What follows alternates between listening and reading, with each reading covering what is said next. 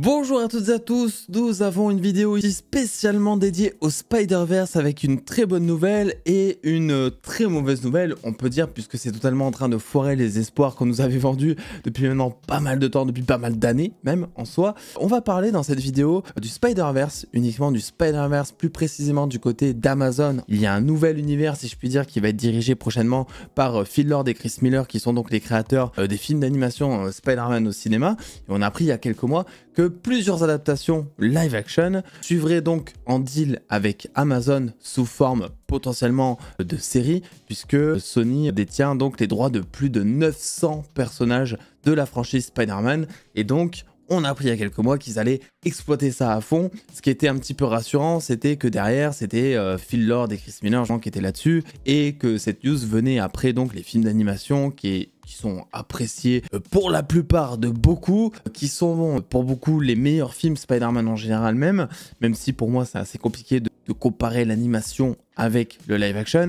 Et donc on avançait petit à petit, pas beaucoup de projets annoncés, mais surtout une série Spider-Man noir qui depuis 2023 était un petit peu dans les bruits de couloir. On savait que ça avait été greenlighté pour avoir une série en live action. Il se racontait que ça serait potentiellement Nicolas Cage, et aujourd'hui ça a été officialisé. Nicolas Cage va reprendre son rôle pour ce personnage qu'il interprétait déjà dans les films d'animation, même s'il ne doublait que la voix. Ici, ce sera donc en chair et en os, avec un Spider-Man noir donc, qui va raconter l'histoire d'un détective privé âgé et malchanceux qui vit dans le New York des années 1930 et qui est forcé de lutter avec son passé du seul et unique super-héros de la ville. Donc ça peut être super intéressant, assez dark aussi, quand on connaît un peu le personnage dans les comics. Il y a beaucoup d'humour noir aussi, c'est très noir, mine de rien. Bon, Spider-Man noir, en même temps, c'est pas que graphiquement, mine de rien. Alors dans les comics, c'est un plus jeune Spider-Man, je crois, qui essaie de devenir le héros de la ville, etc.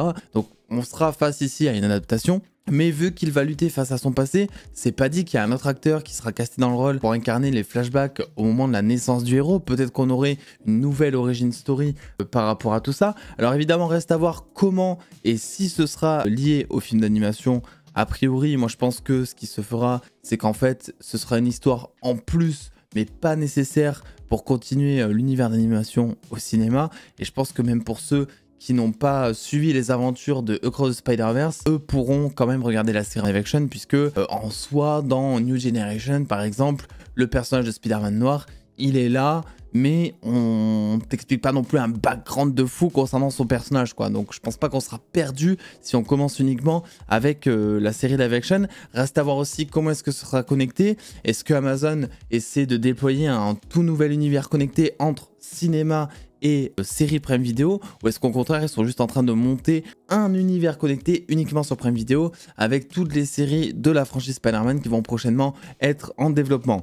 Et le problème, c'est que ces séries pour l'instant elles sont pas si nombreuses que ça. On en avait une autre qui était annoncée, c'est Silk donc, qui avait été greenlighté depuis 2022, est annulé officiellement aujourd'hui par Amazon. Donc plus de 2 ans de périple avec pas mal de choses. Alors mine de rien, il y a une petite nuance qui s'apporte, puisque d'après ce que l'on sait, Amazon, Sony Télévision voudraient revendre donc cette série à d'autres plateformes. Donc a priori, il y a moyen que ça finisse sur Netflix, étant donné qu'ils ont un deal qui existe pour récupérer les projets Sony directement sur leur plateforme. Par exemple, il y a quelques jours, il y a Madame Web qui sortait sur Netflix. Et petite anecdote, le programme est numéro 1 sur la plateforme. Voilà. Et mine de rien, c'est pas non plus sans surprise, puisqu'il y avait pas mal de rebondissements jusque-là qui sentaient un petit peu mauvais, avec notamment il y a quelques mois où on apprenait que l'équipe des scénaristes avait été licenciée pour partir sur d'autres projets, donc ça sentait déjà pas très bon.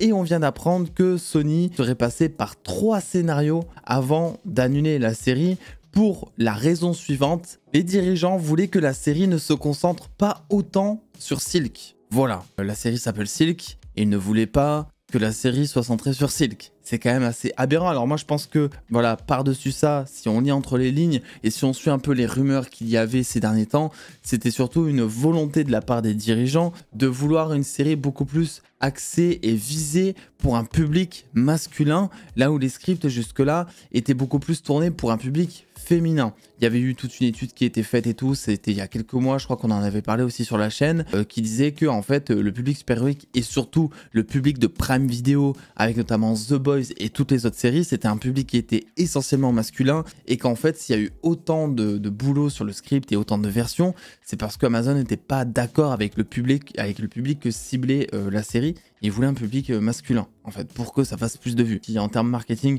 est totalement compréhensible, même si je trouve ça assez dommage de se limiter à une case, et que selon moi, on peut très bien attirer un public masculin vers quelque chose de féminin si c'est bien fait, en fait. Je pense pas qu'il faille se limiter à tout ça, mais je conçois le truc. Donc, pas de série Silk, voilà, c'est annulé. Angela Kang, qui a bossé sur The Walking Dead, doit s'en mordre les doigts. Et jusque-là, l'univers donc qui a été introduit par Sony en live action, enfin prochainement introduit, annoncé jusque-là, puisque de base, ça avait vraiment fait un gros boom au moment donc où Amazon et Sony ont signé adaptation de plus de 900 personnages Spider-Man. Vous imaginez, on peut faire ce qu'on n'a pas fait au cinéma, même ce qu'on a gâché au cinéma, on peut le faire en série. On peut même se servir de cette plateforme pour faire des choses qui n'ont jamais été adaptées pour Spider-Man. Spider-Man Noir, par exemple, c'est un projet qui est ultra intéressant, qui peut même être un peu le The Batman de l'univers. Alors, je mets ça dans une case, j'exagère un petit peu, mais dans le genre, on peut se retrouver face à quelque chose, un projet qui sera beaucoup plus style projet auteur,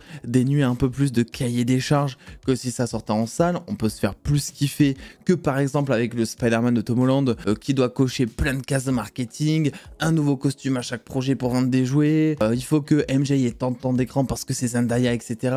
Vous connaissez un petit peu les bails, les soucis, les enjeux financiers du côté d'Hollywood. Donc je pense que ça peut être ultra intéressant et ça peut même être le meilleur univers. Comme je vous l'ai dit en intro, il y en a beaucoup qui parlent de Cross Spider-Verse comme étant le meilleur film Spider-Man, par exemple. Même si, encore une fois, pour moi, c'est compliqué de comparer l'animation et le live action parce que c'est pas les mêmes enjeux, c'est pas les mêmes trucs. Mais en soi, on peut prédire la même chose pour ce genre de série sur Amazon si c'est bien fait. Tu vois, et puis c'est vrai que ces derniers temps, Amazon, il carbure plutôt pas mal. Voilà, il y a évidemment The Boys, il y a aussi la série Tomb Raider qui a été annoncée, ils sont en train de se chauffer, et la série Fallout qui a énormément plu à la plupart des gens, et moi aussi. Donc voilà un petit peu ce qu'il en est pour cette vidéo Spider-Verse dont j'avais oublié de vous parler, enfin oublié, on voulait en parler durant la spoiler room à vrai dire, mais après eh bien Marvel Studios s'est dit qu'ils allaient casser internet et un jour avant la spoiler room alors que j'avais tout préparé, eh bien on annonçait donc le nouveau titre si je puis dire de Agatha All Along, la date, Daredevil Born Again, etc. Donc j'ai dû faire des concessions, c'est Spider-Man Noir qui a sauté. Donc je voulais quand même vous en parler parce que selon moi c'est une news qui est intéressante et importante. Il y a un nouveau projet Spidey qui arrive sur petit écran, voilà. Une grande première en live action mine de rien. Ça fait plutôt plaisir. Et puis Nicolas Cage, le gars qui mérite à fond. Je vous fais des bisous. On se retrouve très vite là dans la journée pour une vidéo autour d'autres news Marvel. Je savais que j'allais un peu parler ici, donc j'ai préféré concentrer ça sur le Spider-Verse. Et il y a un short aussi qui arrive sur une théorie concernant Deadpool and Wolverine. Donc en ce moment on essaie de faire un shorts par jour. Je vous laisse aller checker si jamais ça vous intéresse. Voilà, on s'essaie un peu à l'exercice. Et en vrai, je commence à y trouver mon petit plaisir en termes de théorie. Et il n'est pas dit que je vous propose bientôt une version longue, en fait une grosse vidéo autour de plein de théories que j'ai fait en shorts. Parce que vraiment faire une théorie les gars en 1 minute, il n'y a rien de plus frustrant. Le jour où même YouTube va pouvoir nous augmenter la durée à par exemple 1 minute 30. Mais là, mais même ça, 30 secondes, même 15 secondes, je serai heureux. Ah, vous imaginez pas le temps que je passe des fois à couper 3 secondes. Bref, je vous fais des bisous, prenez soin de vous et je vous dis à tout à l'heure.